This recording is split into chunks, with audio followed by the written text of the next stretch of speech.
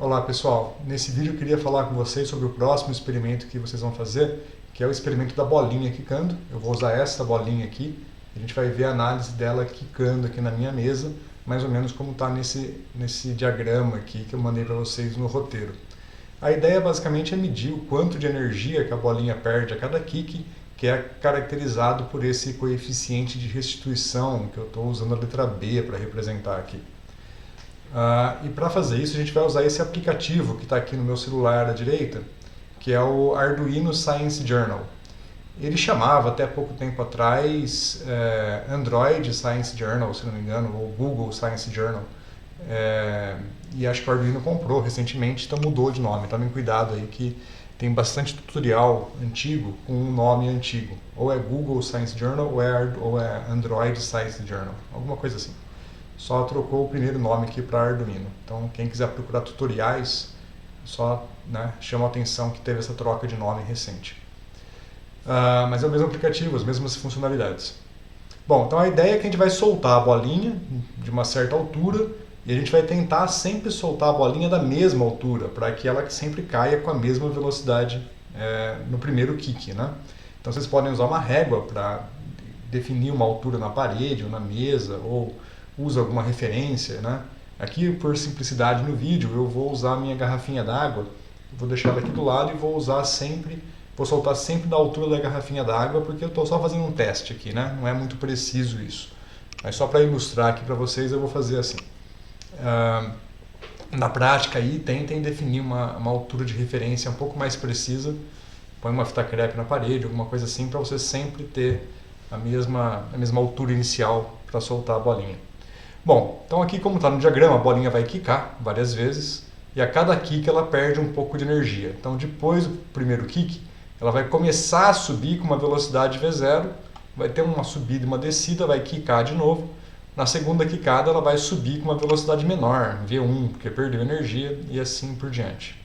Então o coeficiente B está me dizendo quanto de velocidade que a bolinha perdeu entre um kick e outro, que em última instância vai estar ligado a quanto que ela perdeu de energia, né?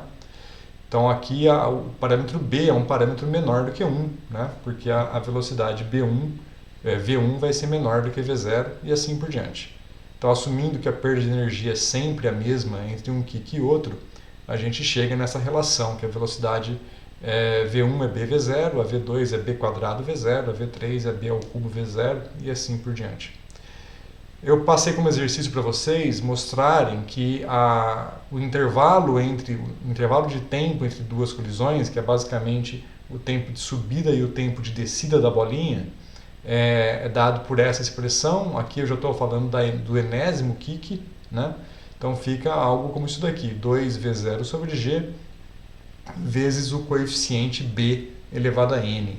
E é essa a expressão que a gente vai usar para analisar os nossos dados. Então o que a gente vai medir é o ΔT como função do N, que é o kick. Kick 0, kick 1, kick 2, kick 3. Tá?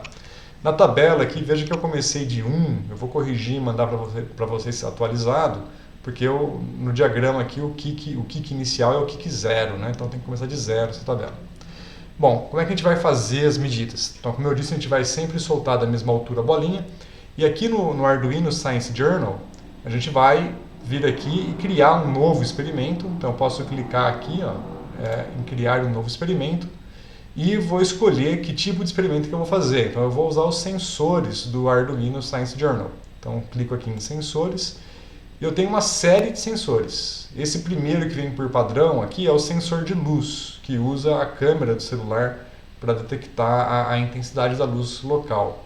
Então se eu colocar a mão na frente, vocês vão ver que vai cair drasticamente a intensidade da luz. Se eu tirar a mão, volta lá para cima a intensidade da luz.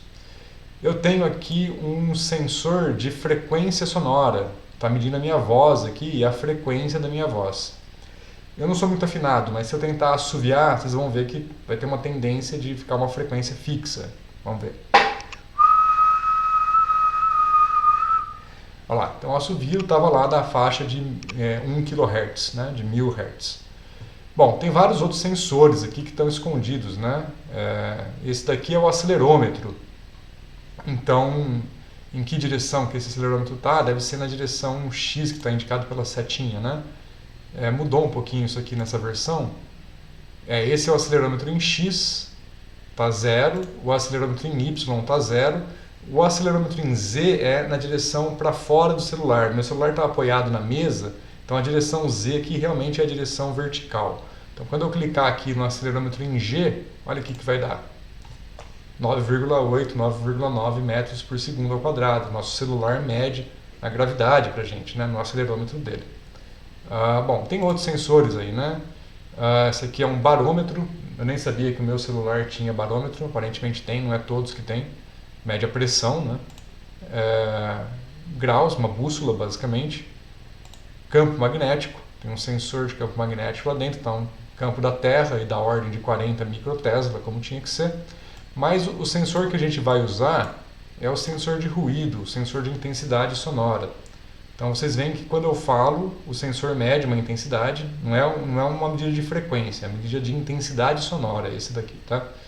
Então se eu ficar quieto, ó, a intensidade foi lá para baixo, na hora que eu falo, a intensidade vem subindo. Se eu estalar os dedos perto do celular, vocês vão ver picos a cada estalo de dedo. Eu vou tentar estalar na frente da câmera para ver se ele pega, vamos ver.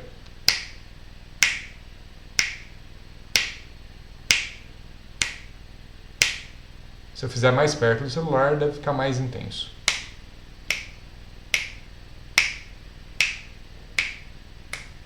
Sacaram? Então é basicamente esses picos de intensidade que a gente quer ver para detectar a bolinha quicando. Obviamente você precisa fazer isso num ambiente bastante silencioso, então vai para um quarto silencioso da sua casa para fazer o experimento. E tudo que você precisa é do celular e da bolinha, qualquer bolinha. Estou usando essa daqui que é pequena para poder fazer em cima da mesa enquanto eu gravo, tá? Mas pode ser uma bola de futebol, uma bola de vôlei, de basquete, qualquer bola que quique, tá valendo. Nesse caso tem que ser bola mesmo porque precisa quicar, né? Não tem muita alternativa de outros objetos. Então antes de começar a fazer a aquisição de dados aqui, eu vou só soltar a bolinha perto do meu celular para ver se a intensidade sonora e o ruído ambiente aqui não vão atrapalhar a medida. Tá? Então eu vou ficar quieto e soltar a bolinha e ver quantos kicks ela dá. Essa bolinha aqui ela não quica muito, então eu acho que uns 4 kicks eu vou conseguir capturar. Mas se pegar uma bolinha que quica mais, vocês conseguem fazer com mais qualidade o experimento. Tá? Vamos ver. Olha lá. Então esses picos aqui, ó, que estão aqui, são os dados da bolinha, né? Quando ela quicou, a intensidade está razoável. Aqui parece que não dá para enxergar, mas depois que a gente gravar, dá para dar zoom e ver com mais detalhes o que está acontecendo. Então o que a gente vai fazer é, eu vou parar de falar, vou ficar quieto um segundinho e vou iniciar aqui a gravação dos dados e soltar a bolinha. Aí eu vou fazer o lançamento da bolinha 4 vezes, sempre da mesma altura, usando aqui a minha garrafinha como referência para a altura. E vou deixar capturando os dados as 4 vezes para fazer uma gravação única, tá? E aí depois a gente vai analisar os dados. Então vamos lá, vou clicar aqui em gravar e ficar em silêncio.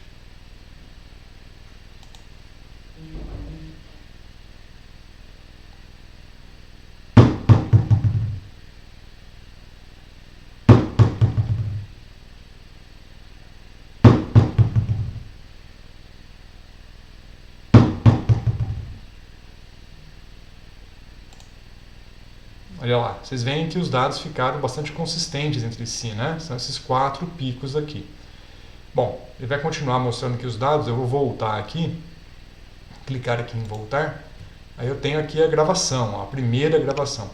Esse primeiro pico que apareceu aqui, uma coincidência, que meu celular vibrou bem na hora, tem uma mensagem que chegou aqui, bem na hora da gravação. Isso pode acontecer, pode ser. Aqui demos sorte que a vibração foi antes de eu começar a fazer a primeira medida. Mas podia ter acontecido no meio da medida, aí vocês têm que fazer de novo, né? Paciência, se alguém te mandar mensagem bem na hora que você está gravando, tem que fazer de novo. Bom, então aqui vocês veem que ele tem um preview aqui do gráfico, né? Uma prévia do gráfico. Se você clicar, aí ele te dá mais acesso aos dados aqui, tá?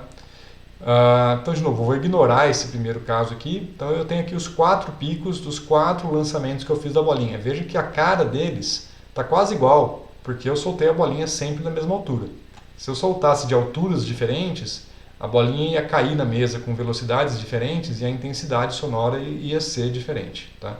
Então aqui o fato dos 4 picos estarem quase iguais, é interessante porque mostra que os dados foram adquiridos com boa qualidade. No relatório vocês podem colocar essa imagem aqui, tá? Dar um print screen da tela, alguma coisa, para soltar essa imagem no relatório, que é interessante. Tem opções aqui também para você fazer download desses dados para poder analisar direto no computador se quiser, mas aqui a gente não vai precisar disso não, tá? Mas quem quiser dar uma olhada, ver como é que funciona, pode ficar à vontade. Tem como usar essa opção de cortar aqui, que é para eliminar parte do sinal que não é interessante. Você pode clicar aqui e, por exemplo, cortar essa vibração no meu celular aqui que a gente não precisa, né? Mas aqui eu não vou fazer nada disso, vou fazer a análise direta dos dados. Então eu posso clicar aqui, ó, agora acho que eu tenho que fazer com a mão mesmo, para dar um zoom, tá? Nesses dados aqui, tomar cuidado para manter a escala. Então, ó lá.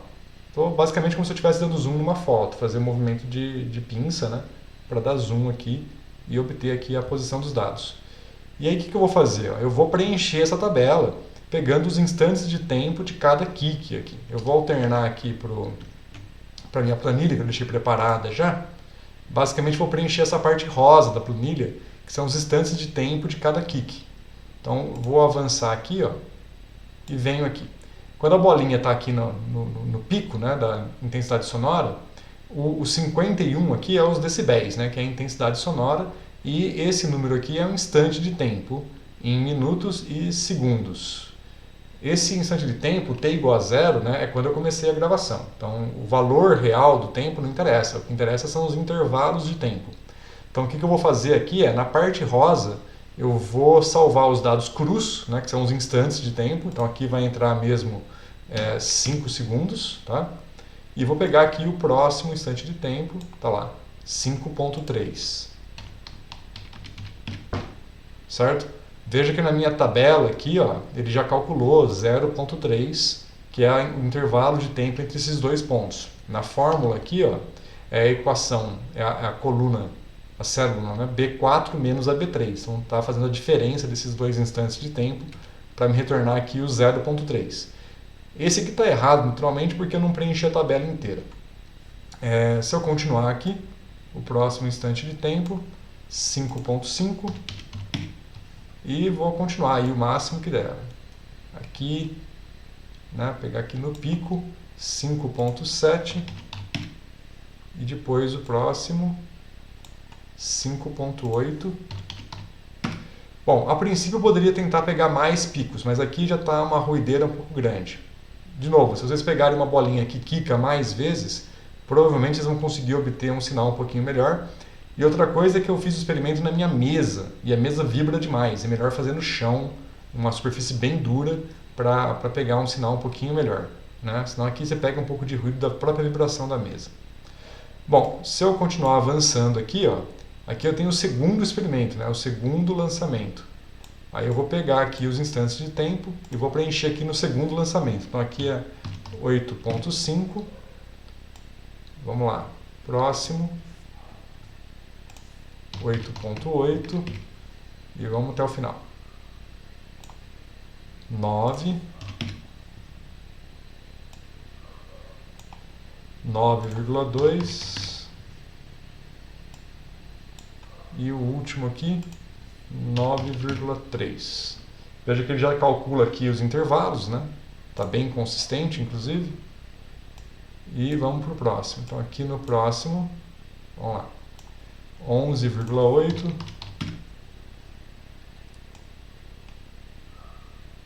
Ficar bem aqui no pico, 12,2. 12,4. 12,6 e o último 12,7. E a última seção de dados aqui, vamos lá, 15,5, 15, opa, não, peguei errado aqui, perdão. Pegar bem no pico. 15,8, tá certo? 16,1. 16,2. 16,2. E o último aqui, tentar pegar mais um, 16,4. Certo? Bom, então os meus dados aqui, já calculou as médias. Veja que no cálculo das médias tem uma linha a menos, porque a média é uma diferença. Então, obviamente, do último aqui, na última linha, eu não consigo calcular a diferença, porque eu não tenho o quinto kick, né? Então, para cada 2 aqui eu formo 1, então fica uma linha a menos. Na minha tabela aqui eu já estou calculando a média. A média é basicamente a média desses dados aqui, ó, média de cada linha. Tá? A média do intervalo de tempo do primeiro kick, do segundo, do terceiro e do quarto. E o desvio padrão desses dados em amarelo. Então os dados que me interessam mesmo são os em amarelo. Eu calculo a média e o desvio padrão de cada um desses dados. São esses aqui que me interessam. E veja, esse desvio padrão aqui é o desvio padrão experimental, né? É o desvio padrão das medidas, que deu 0,05. Mas a minha precisão aqui das medidas está na primeira casa decimal. Então, o desvio padrão do meu instrumento, que é aqui o Arduino Science Journal, é 0,1. Então, o desvio padrão experimental está maior do que esse daqui. E aí eu tenho que fazer aquela média ponderada das raízes quadradas, né? Raiz quadrada da soma dos quadrados dos desvios padrão. Nesse caso, o desvio padrão vai dar basicamente o instrumental, que vai dar 0,1, porque é razoavelmente maior do que esse daqui. Então, quando você fizer essa conta, vai dar 0,1. Por enquanto, vamos ignorar o desvio padrão, só para fazer essa análise aqui, mas no relatório, no experimento de vocês, é para considerar o desvio padrão, né?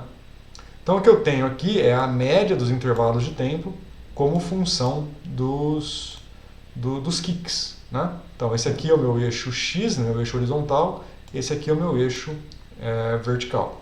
Então, eu poderia ir agora lá no nosso SciDaves para fazer, de fato, a análise dos dados finais aqui. Então, eu vou colocar aqui os kicks de 0 a 3, né? O 4 não tem, porque, né, como eu falei, o que interessa são os intervalos. E aqui os intervalos de tempo, mas o meu SciDaves está configurado para vírgula. Vou trocar aqui para ponto, para ele ficar bonitinho. Beleza. Se eu fizer esse gráfico aqui, o que eu vou obter? Olha lá, eu vejo uma tendência de queda, mas eu não sei se esse gráfico é uma reta, que tipo de gráfico é esse daqui, né? Mas está caindo. Deveria cair? Deveria, né? Porque, deixa eu voltar aqui para a expressão teórica, o intervalo de tempo vai com b elevado a n, b elevado a 0, 1, 2, 3. E o b é menor do que 1. Então, você vai aumentando a potência, esse cara deve cair. Então, essa queda tem 4 pontos, é difícil de analisar, mas é basicamente uma queda exponencial. Então, isso aqui não é uma reta. Então, para fazer esse gráfico, para fazer essa análise, concluir essa análise e a linearização, vai ficar por conta de vocês, que vocês têm que aplicar os processos de linearização nesta equação aqui, para que o coeficiente b seja o coeficiente angular de alguma reta. Então, fica aí a cargo de vocês definir qual é essa linearização e terminar essa análise para descobrir quanto que é o coeficiente de restituição b. Tá ok? Bom, esse é o experimento. Esse é o procedimento que vocês vão fazer. A única diferença que eu quero que vocês considerem de agora em diante é que aqui, ó, deixa eu excluir esse gráfico, além de carregar o x e o y, de agora em diante eu quero que vocês adicionem uma coluna que vai ser a coluna do erro em y. E esse erro em y, lá nos nossos dados, é o desvio padrão. Mas como eu disse, esse desvio padrão aqui está pequeno. O desvio padrão correto que a gente vai usar é o 0,1, porque o instrumental está bem maior do que esse daqui, né?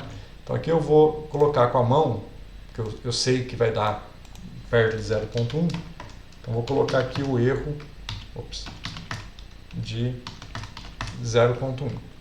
Se eu graficar agora esses dados, incluindo o erro, ele automaticamente coloca a barra de erro. Veja que é uma barra de erro significativa, tá? Que é uma consequência aí da precisão do instrumento, que não é muito grande, tá? Mas vocês vão tirar, daqui dá para tirar um coeficiente de restituição razoável mesmo assim. Tá certo, gente? Bom, é isso. Algumas coisas que a gente tem que discutir na semana que vem sobre essa análise dos erros é o processo de propagação de erros, tá? Aqui eu coloquei o erro na escala linear. Como é que você vai colocar esse erro na escala logarítmica quando for fazer a linearização?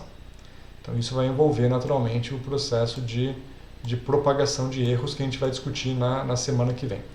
Então quem tiver com dificuldades faz o gráfico, começa a análise essa semana sem fazer a propagação de erro, e aí na semana que vem a gente vai discutir a propagação de erro novamente e veremos como é que fica isso neste caso, e nos próximos experimentos faremos da mesma forma.